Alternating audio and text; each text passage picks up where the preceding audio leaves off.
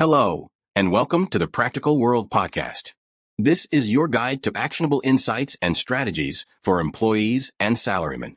In each episode, we cover a variety of topics, from productivity hacks and financial tips to work-life balance and personal growth. Our mission is to equip you with practical tools to enhance your professional journey. Let's dive in and discover the benefits waiting for you in the practical world. This is the real world. This is the Practical World podcast.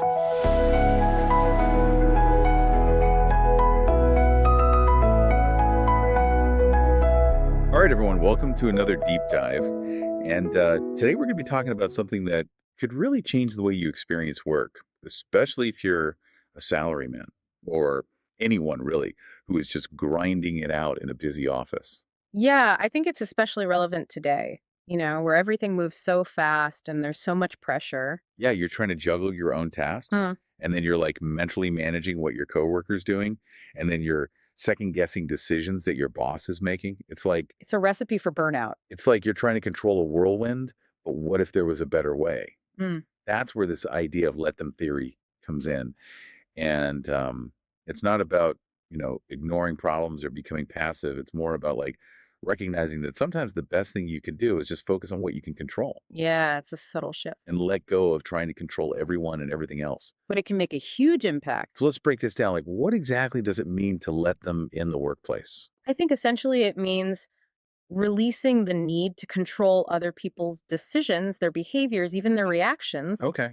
Just acknowledging that everyone has their own way of doing things, their own path.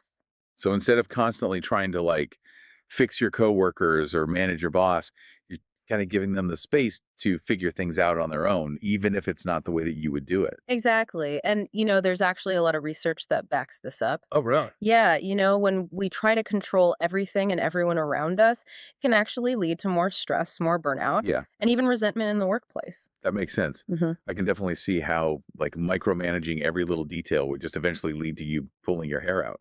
Exactly. And, and it's not just about, preserving your sanity. Okay. Psychologist Tara Brach, who wrote Radical Acceptance, talks about how, letting go of this need to control these external factors and instead just focusing on your own responses can actually reduce stress and lead to this greater inner peace. So it's almost like kind of accepting what is instead of constantly fighting against it. That's a great way to put it. And, there's another interesting angle to this. Okay. Amy Cuddy, the social psychologist who, is famous for her work on presence. Yeah. Suggests that when we focus on our own inner self, our own personal boundaries, rather than trying to control what's outside of us, it can actually lead to greater confidence and effectiveness at work. Okay. So I'm starting to see how this could be beneficial. Yeah. Especially in a high pressure work environment. But how do we actually put this let them theory into practice? It all sounds a bit abstract. It is a mindset shift, but I think it's easier than you might think. Okay. So let's dive into some real life scenarios you might encounter at work. Perfect. Give us the lowdown. I'm sure everyone listening can relate to this. Absolutely. So imagine you have a colleague whose work style just seems completely illogical to you. They insist on, using this different method for a task, even though you're sure your way is more efficient. Oh, yeah. It's like an itch you have to scratch. Right. It's so tempting to jump in and try to fix their approach, right? Oh, absolutely. It's like, hey, do it this way. It's much better. But hold on. According to Robert Keegan, who's a researcher at Harvard Business School, right, he says that people are actually more productive when they have the autonomy to approach tasks in their own way. So trying to, force your methods on them, even if you mean well, can actually stifle their creativity and their engagement. So by stepping back and kind of letting them work their way, we're actually contributing to a more productive and a positive work environment. Exactly. It's about, respecting individuality, acknowledging that there are multiple paths to success. That's a powerful perspective shift. Now, what about dealing with those decisions that come down from management that just make you scratch your head? Those head scratchers where you're like, what were they thinking? The classic management mystery, right? Yeah, you start speculating with your coworkers and trying to figure out the why, and it becomes this whole mental rabbit hole. And a stressful one at that. Yeah. But Simon Sinek, who's the leadership expert and author of Leaders Eat Last, right, he argues that really focusing on our own roles and trusting in, the bigger organizational structure is really key. Okay.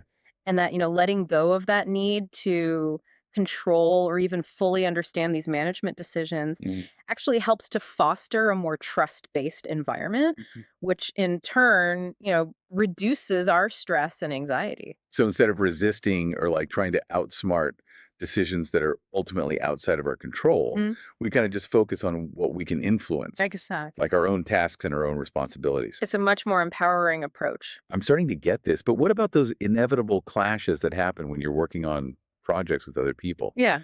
Because different people have different approaches, and sometimes those approaches clash. Yeah. So how do you navigate that while still kind of embracing the let them mindset? This is where Carol Dweck's research on mindset comes in. Okay. She found that people with a growth mindset are actually less likely to get frustrated by other people's choices and more likely to see those differences as opportunities for learning. So instead of getting locked into that my way or the highway mentality, you kind of approach these situations with curiosity and a willingness to learn from each other's perspectives. Exactly. It's a much healthier and ultimately more productive way to work collaboratively. This is all starting to make sense, but, we've talked a lot about letting them when it comes to coworkers and managers.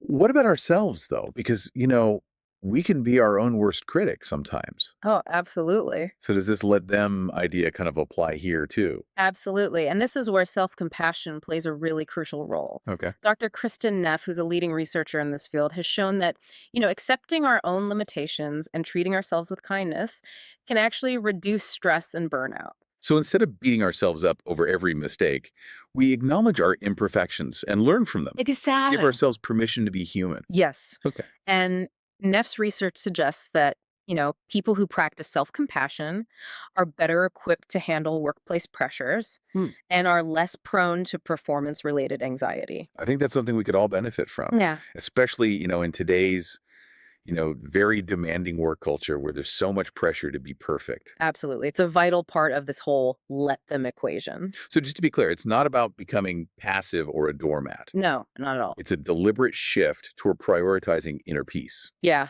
Focusing on your sphere of control and setting those healthy boundaries. And that's where the real magic happens. Speaking of magic, let's talk about the benefits. What can people, especially, those working in these demanding roles, really gain from embracing this let them approach? Hold on to your hats because we're about to unpack a whole treasure chest of benefits. Yep. But for that, you'll have to join us in part 2. Welcome back, everyone. All right, you promised us a treasure chest of benefits. I did. So let's get into it. Let's unlock it. What are we talking about here? Well, first off, one of the biggest benefits is stress reduction. Okay. When you think about it, when we're constantly trying to manage everything and everyone around us, it's exhausting. It is. And Kelly McGonigal, who's a psychologist at Stanford, she's done a ton of research on stress. Yeah. And she suggests that just simply accepting the things we can't control at work can significantly lower our stress levels. So instead of letting those things kind of get us down and stress us out, we can actually use them as opportunities to kind of learn and grow and evolve. Exactly. It's a much healthier way to look at it. Okay. I like that. What else is in this treasure chest? Well, when we stop trying to control things outside of our influence, we free up so much mental and emotional energy. It's true. And that energy can then be redirected toward personal and professional growth.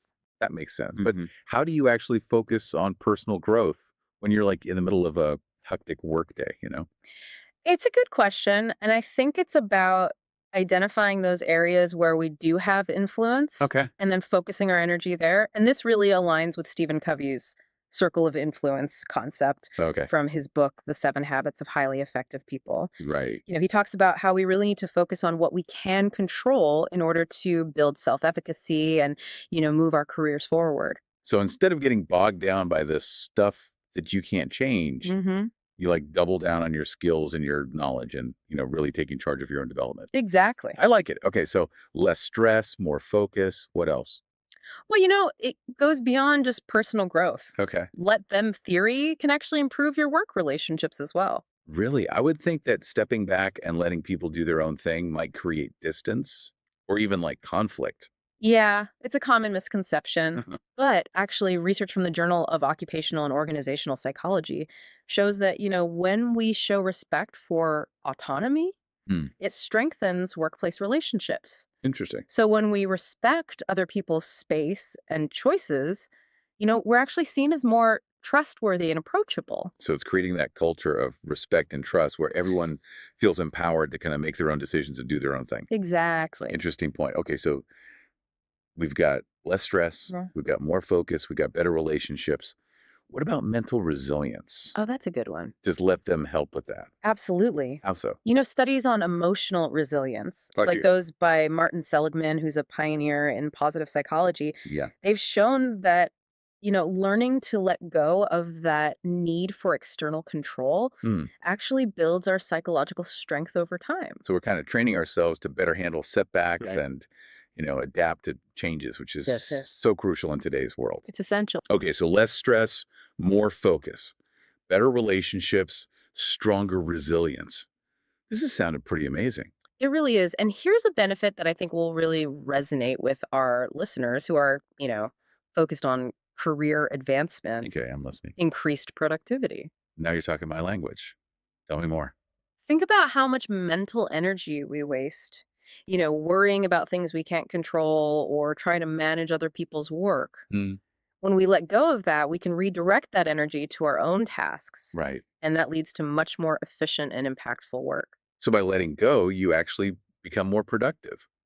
It's kind of counterintuitive, but it makes sense. It's like decluttering our minds to make space for what really matters. I love that. Okay, so all these benefits together can really change how we experience work for the better. Absolutely. It's a pretty big mindset shift, though. Yeah. So where do we even begin to put all of this into practice? Well, let's break it down into a few key takeaways. Okay. Ready for a quick recap? Always hit me with those takeaways. All right. So first and foremost, release control. Trust the process. Okay. Let go of that need to micromanage or overextend ourselves into other people's areas. Got it. Let go of the reins a bit. What's next? Accept individuality. Remember that everyone has their own unique way of working.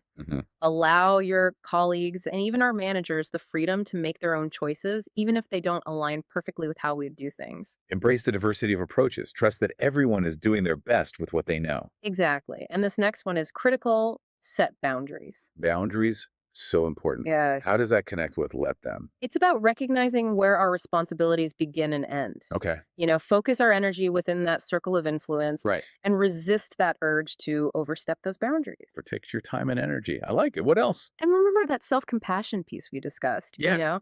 Applying let them to ourselves is just as important. Right. So be kind to ourselves, accept our limitations, and see mistakes as opportunities for growth. It's giving ourselves permission to be human.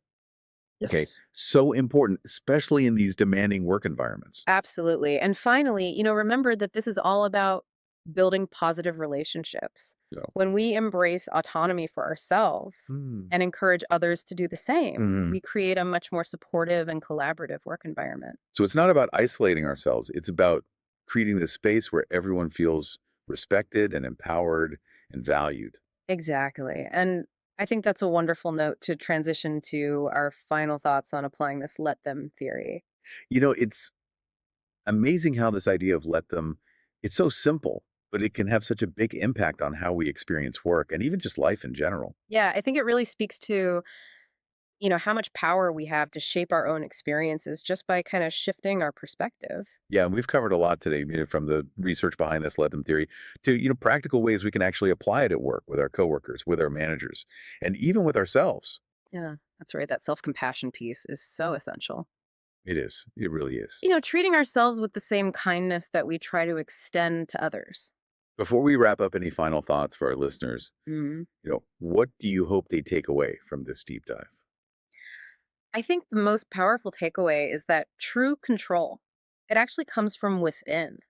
When we let go of that need to control external factors, especially things that are outside of our direct influence, right, and we focus instead on our own responses, that's when we really tap into a new level of peace, productivity, and even joy at work. Yeah, it's about shifting from that mindset of resistance to one of acceptance and empowerment. Exactly. It's not about giving up. It's not about becoming passive. It's about choosing very deliberately where we direct our energy. Yes. And focusing on the things that we can actually influence. Absolutely. It's about creating a more harmonious and productive environment for everyone. So instead of micromanaging every little thing and everyone around us, yeah, maybe it's time to try letting go a little bit.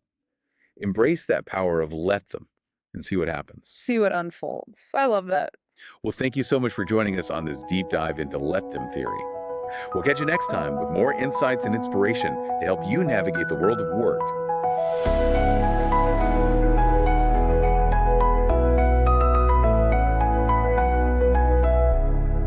Thank you for joining. This is the Practical World Podcast.